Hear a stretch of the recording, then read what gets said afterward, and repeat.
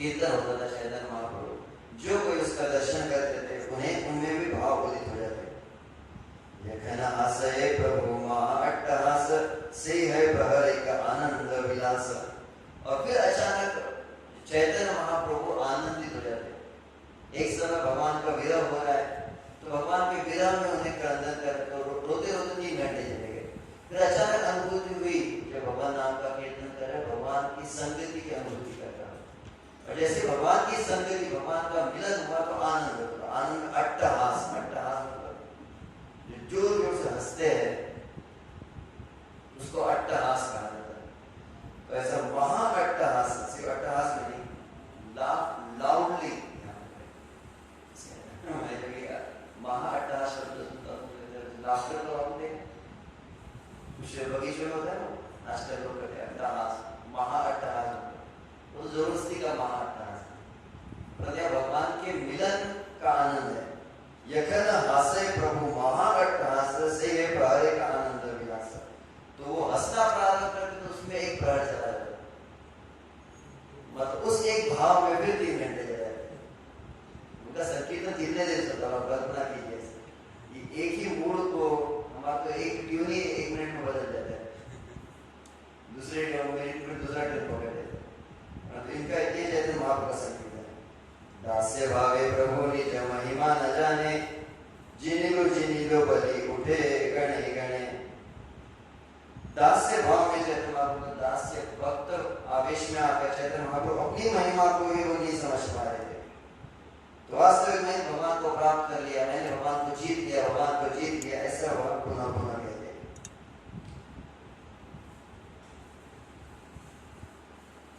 जीतम जीतम अति अति हर्षेण कदाचित् तो वदति तत् अनुकरणम करोति जीतम जीतम इति। तो भगवान क्या कहते हैं चैतन्य महाप्रभु, मैंने भगवान को जीत लिया, मैंने भगवान को प्राप्त कर लिया। जैसे चैतन्य महाप्रभु सब भक्त थे, हाँ हमने भगवान को प्राप्त कर लिया। शने शने आपने ये गाए उच्च ध्वनि, ब्रह्मांड वेद ये न मत सुनी। तो इतने जोर से वहां उच्च ध्वनि में संकीर्तन होता था श्री चैतन्य। अब पूरा वर्णन आप नवदीप संकीर्तन का वर्णन सुनिए, चैतन्य चरितामृत में रथ यात्रा संकीर्तन का वर्णन, दोनों जगह का वर्णन किया गया। जो चैतन्य महाप्रभु संकीर्तन करते, हरि ध्वनि इतने जोर से होती थी, ब्रह्मांड को भेज देती। कहीं ऐसा वर्णन नहीं कि जैन और मृदंग का इतना जोरदार आवाज आता है कीर्तन की आवाज सुनाई देती। हमारे लोग क्या है आजकल संकीर्तन से कि बाकी माइक और उसमें फिर मृदंग करता झांझ और इतना धाम धड़म ऐसे आवाज आती है कि जो मुख्य हरिनाम है वो पूरी तरह से दब जाता है। और सबसे प्रमुख संकीर्तन का प्राण है हरिनाम, तो सबसे अधिक वह आना चाहिए ऊपर। बाकी विषयों से आप मायापुर में कहीं जा रहे थे और बंगाली भक्त जब संकीर्तन करते हैं, वे मदद करता है, उसमें इतनी मधुरता होती है, उसमें से बहुत अधिक बहुत जोर की ध्वनि नहीं आती मदद करना, बहुत अलग माधुर्य होती है। मधुर बदन करवाजे पर सागर, जो करता मृदंग की वो माधुर्य उनसे सीखने मिलती है हमें। ब्रह्मांड भेद है मत सुनी, तो एक ब्रह्मांड को भेद देती थी, इतने जोर से नाम का उच्चारण होता। शने शने है अंग ब्रह्मांडे रवर, धरिते समर्थ कहता है अनुचर। तो अलग जो भक्तों लक्षण को प्रकाशित कर, पहले क्रंदन करते थे, दूसरा हंसते हुए किए, तीसरा नृत्य करते थे, चौथा उच्च ध्वनि में कीर्तन उच्चारण करते थे चैतन्य महाप्रभु। और फिर उसके बाद अगला जो विकार यहाँ बताया गया है, शनि शनि है अंग ब्रह्मांडे रवर।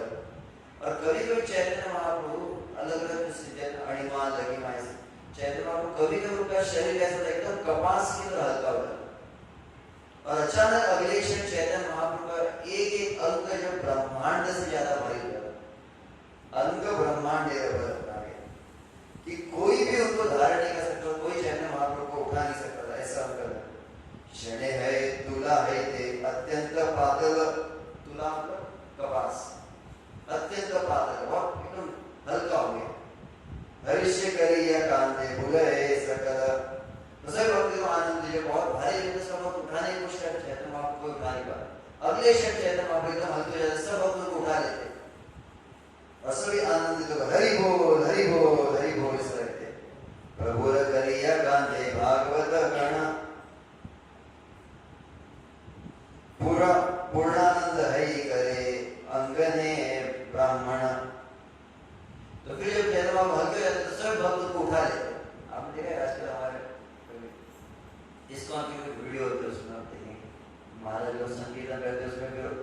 महाराज तो दूसरे भक्तों के ग्रुप में फेंक दिया, सभी भक्त उठा देना।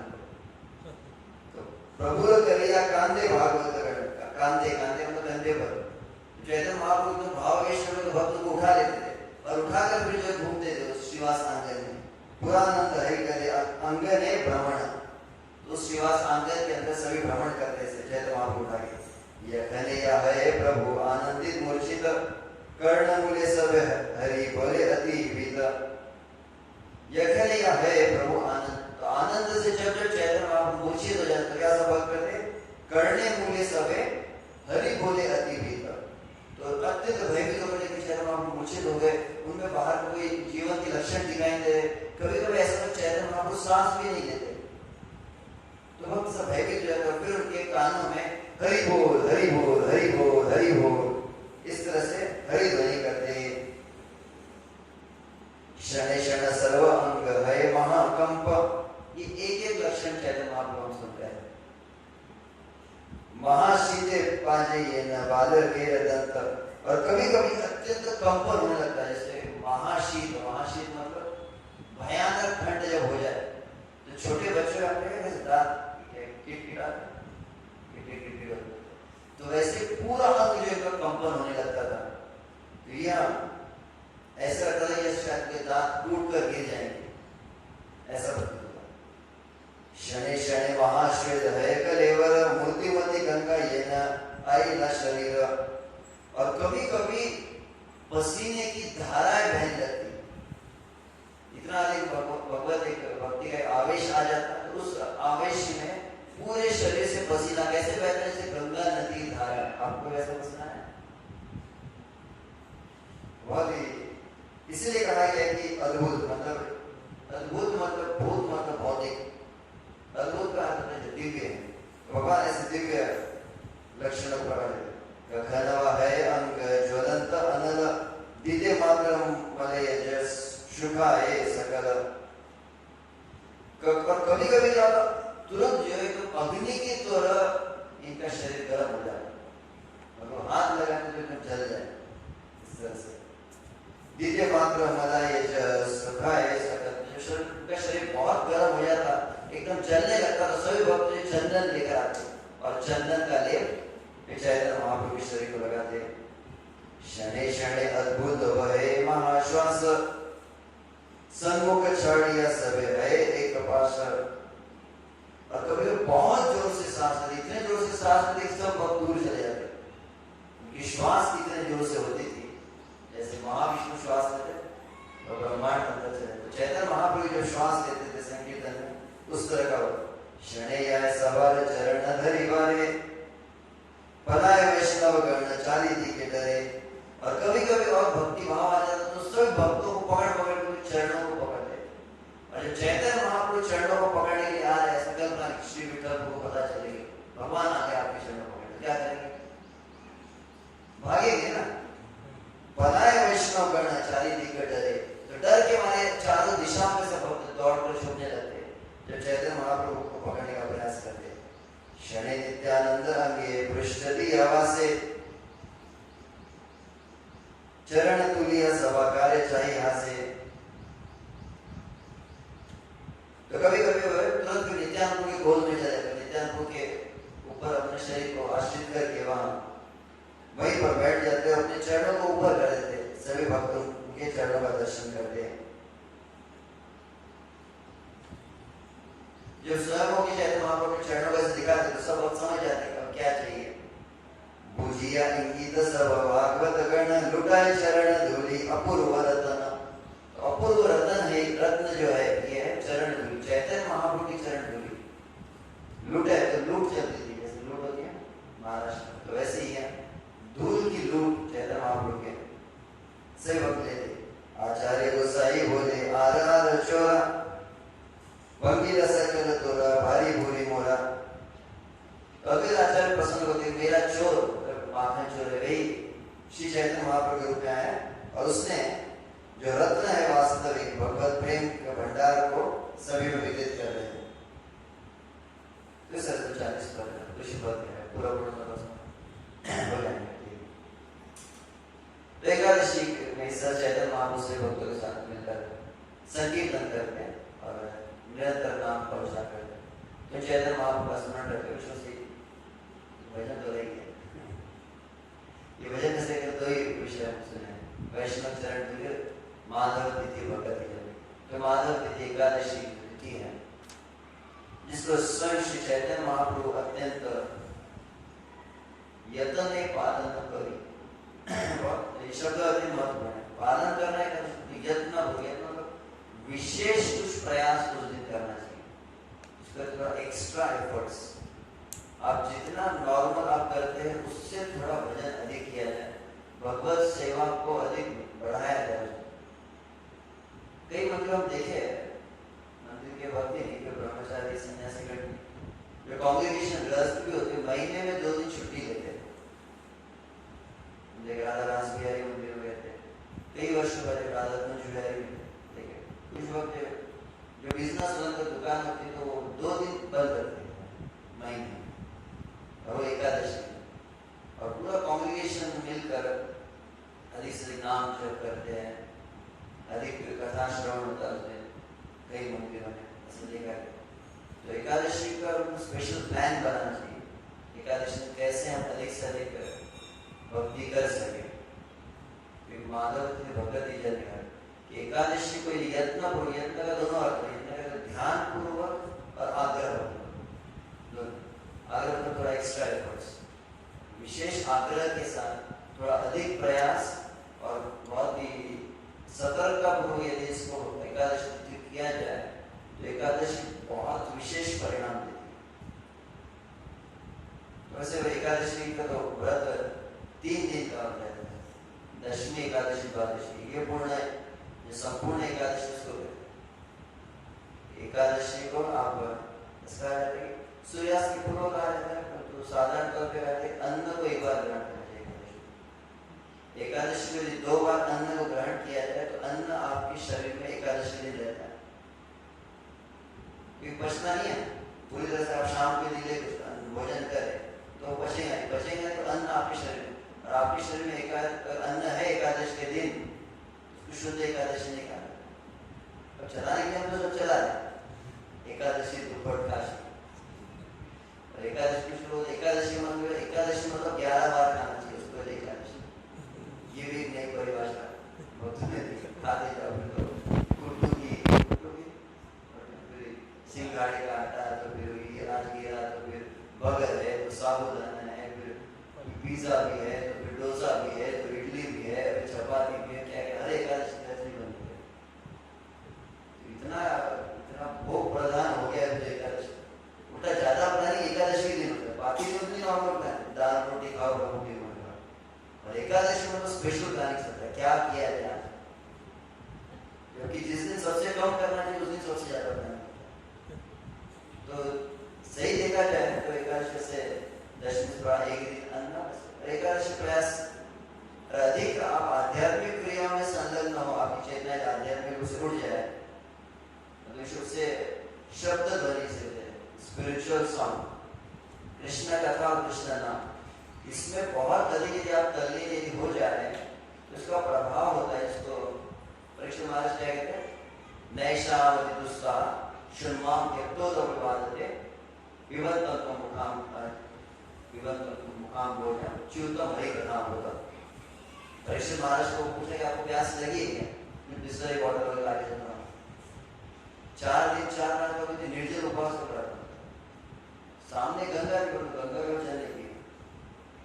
तो विष्णुदेव गोस्वामी ने ब्रेक लिया, पूछा कि आपको चाहिए क्या प्रसाद वगैरह अरेंजमेंट करना है क्या, महाप्रसाद वगैरह। तो कहते कि न एष अति दुस्साह शुन्माम त्यक्तोदविवादते। सहन करना कहते तो मुश्किल है, दुस्सह मतलब और मुश्किल हो गया, और अति दुस्सह मतलब जिसको बिल्कुल कोई सहन नहीं कर सकता। शुन्माम भूख और प्यास, ये 2 चीजें हैं जो मनुष्य सहन नहीं कर सकता।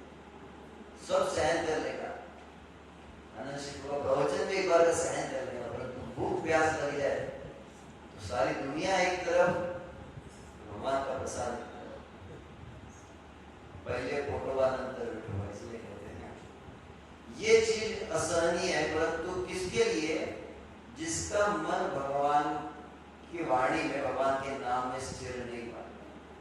परंतु यदि उसमें आविष्ट यदि हो जाए, पिबंतम तो मुखाम भोजन, अभी भगवान का नाम ले रहे तो कैसा, तो हमारे सचदान क्या कहते हैं, घोड़े के चने, जो लोहे के चने कहते। अभी भगवान का नाम लेना कैसे? लोहे के चने की तरह। जब भगवान का नाम रबड़ी की तरह बन जाए, लोहे के चने कन्वर्ट होकर रबड़ी बन जाए, रबड़ी में तो मजा आता है ना। विबंतम कहा है, विबंतम मतलब जो आप आस्वादन करते हैं, नाम और भगवान की कथा के जब रस मिलने लग जाए तो उसका प्रथम लक्षण होता है कि शरीर की जो डिमांड्स है, बॉडीली डिमांड्स है, जिसमें भोजन, आहार और निद्रा आदि प्रमुख रूप से है। आहार, जल और निद्रा, ये तीन चीजें जो बहुत अधिक शरीर को सताती है, जिसके लिए हम इतना क्रियारत होते हैं।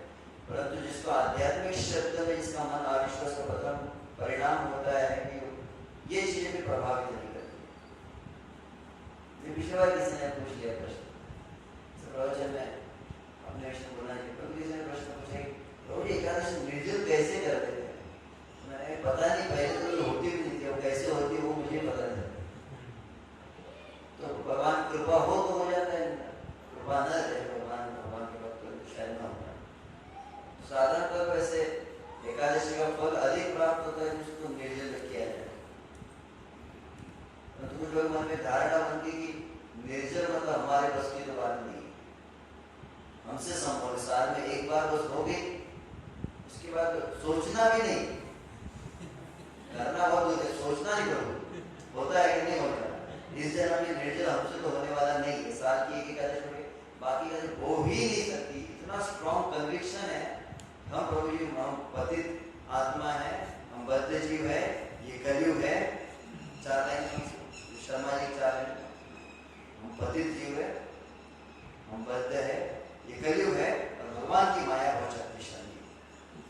ये चार जो है ऐसे पावरफुल स्टेटमेंट है जिसमें आप सब कुछ छूट है, बद्ध है, पतित है, कलयुग है और भगवान की माया।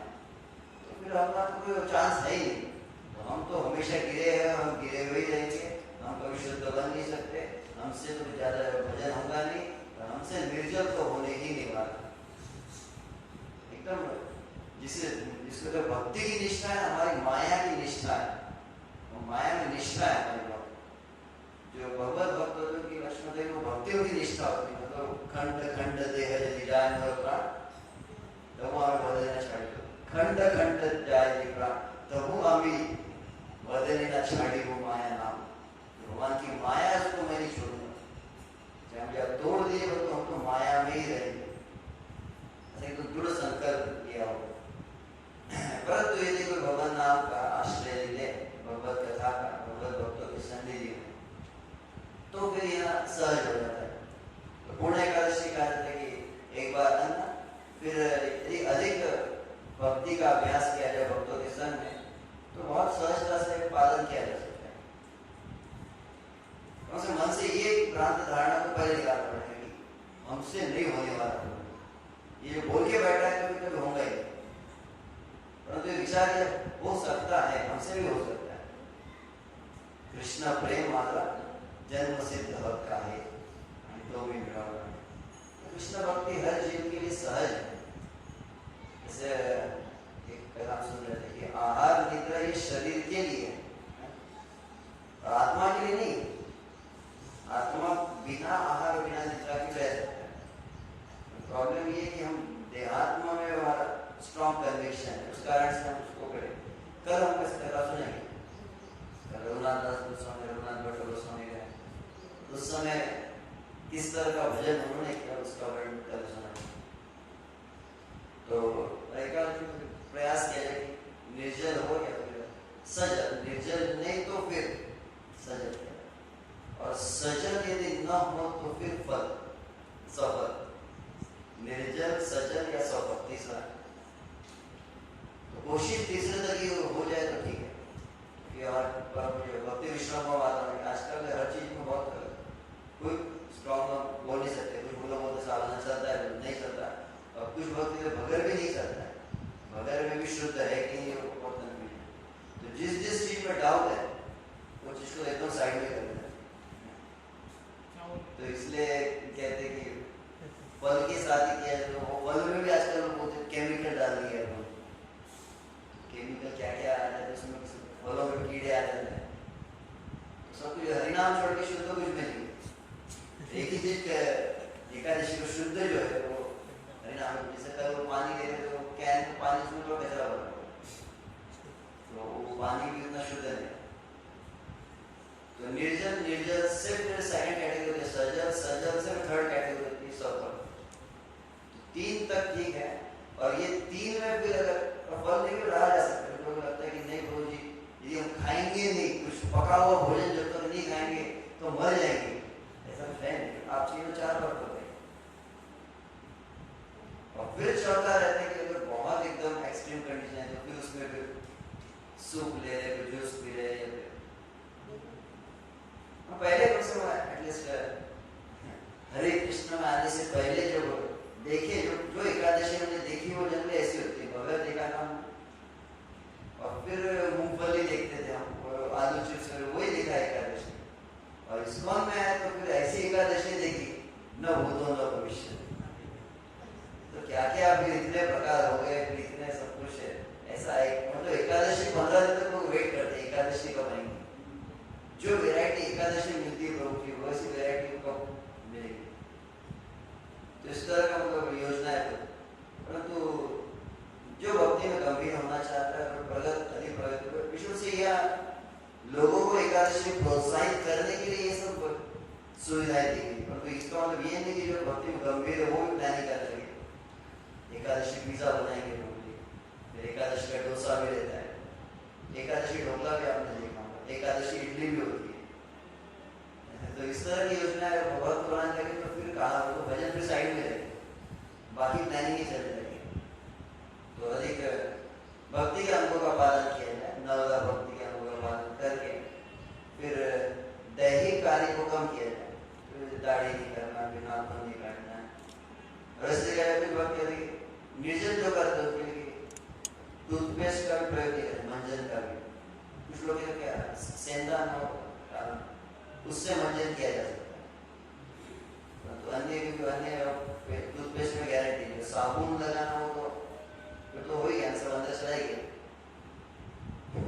एक बात याद रखिए, निर्जल कर रहे हो, निर्जल आप एसी में अगर बैठते तो एसी से वो पानी एब्सॉर्ब करता है, शुद्ध निर्जल नहीं रहेगा एसी में, आपकी एसी एकादशी होगी वो। तो शुद्धता देखा जाएगी, हर चीज बहुत सूक्ष्म लग रही है, परंतु कई चीजों को ध्यान दिया जाए। इस तरह से यदि करते हैं फिर द्वादशी करें, द्वादशी में भी फिर अन्न एक बार होना चाहिए, फिर संध्या को फल आदि लिया जा सकता है। ऐसा जो एकादशी माधव तिथि भगवती जननी, इसको गाय भक्ति जननी। और हम देखें कुछ भक्तों का विशेष अनुभव, एकादशी के बाद द्वादशी त्रयोदशी को उनकी एकदम भक्ति बहुत तीव्रता से बढ़ती है, क्योंकि वो बहुत ध्यानपूर्वक उसको किए। तब तो ऐसे अगर नॉर्मल एकादशी दुपहर खाली चल रहा है तो बड़ा पता ही नहीं लगता हमको।